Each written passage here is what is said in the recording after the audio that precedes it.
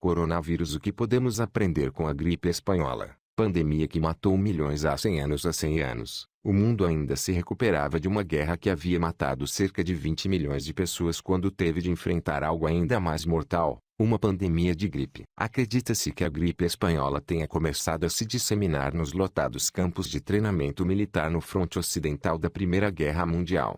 As condições insalubres, especialmente nas trincheiras ao longo da fronteira francesa, ajudaram a fazer com que o vírus se espalhasse. A guerra terminou em novembro de 1918, mas, quando os soldados voltaram para casa, levaram o vírus com eles. Estima-se que entre 50 e 100 milhões de pessoas tenham morrido entre 1918 e 1920. O mundo passou por muitas pandemias desde então. Houve pelo menos 3 de gripe-traço, mas nenhuma pandemia foi tão mortífera ou tão abrangente. Enquanto o mundo combate a disseminação da Covid-19, como é chamada a doença causada pelo novo coronavírus, devemos nos perguntar: o que aprendemos com a gripe espanhola, uma das enfermidades mais devastadoras da história recente? Medidas para conter o vírus. Muitas das pessoas que morrem de Covid-19 estão sucumbindo a uma pneumonia que ocorre quando o sistema imunológico é enfraquecido pelo combate ao novo coronavírus. Isso é um ponto em comum com a gripe espanhola. As pessoas idosas e com sistema imunológico comprometido, que são a maioria das que foram mortas pela Covid-19 até agora, são mais suscetíveis a infecções que causam pneumonia.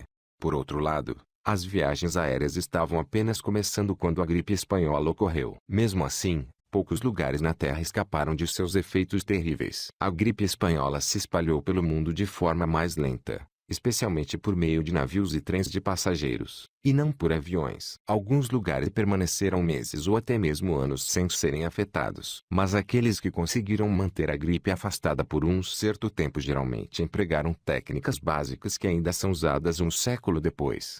No Alasca, uma comunidade na Baía de Bristol escapou da gripe quase incólume ao fechar escolas, proibir reuniões públicas e impedir o acesso à vila pela estrada principal. Foi uma versão mais simples das restrições de viagem que foram usadas em algumas áreas em meio à atual pandemia, como a província de Hubei, na China, e na Itália, em um esforço para impedir a propagação do coronavírus. Maior holocausto médico da história. Os médicos descrevem a gripe espanhola como o maior holocausto médico da história não apenas pelo fato de ter matado tantas pessoas, mas porque muitas de suas vítimas eram jovens e saudáveis.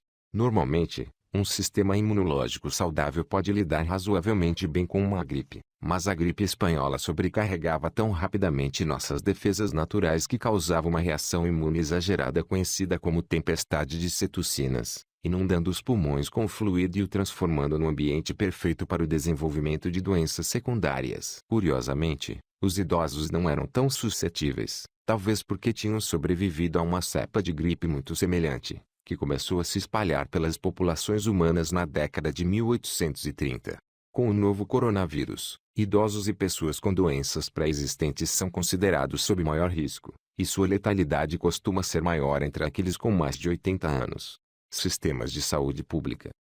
A gripe espanhola eclodiu em um mundo que havia acabado de sair de uma guerra global, com recursos públicos vitais desviados para os esforços militares. A ideia de um sistema de saúde pública era ainda incipiente. Em muitos lugares, apenas a classe média e os mais ricos podiam se dar ao luxo de se consultar com um médico. A gripe matou muitos em favelas e outras áreas urbanas pobres, entre segmentos da população com má nutrição e saneamento ruim e, frequentemente, entre quem tinha outros problemas de saúde. A gripe espanhola estimulou o desenvolvimento de sistemas de saúde pública em todo o mundo. À medida que os cientistas e governos perceberam que as pandemias se espalhariam mais rapidamente do que no passado, tratar as pessoas caso a caso não seria suficiente. Para lidar com pandemias em ambientes urbanos, os governos teriam de mobilizar recursos como se estivessem em uma guerra, colocando em quarentena aqueles com sintomas da doença e mantendo os casos mais leves separados dos mais graves e limitando a circulação das pessoas. As medidas de saúde pública que vemos sendo empregadas hoje em todo o mundo para conter a disseminação do novo coronavírus são um dos efeitos mais duradouros da gripe espanhola.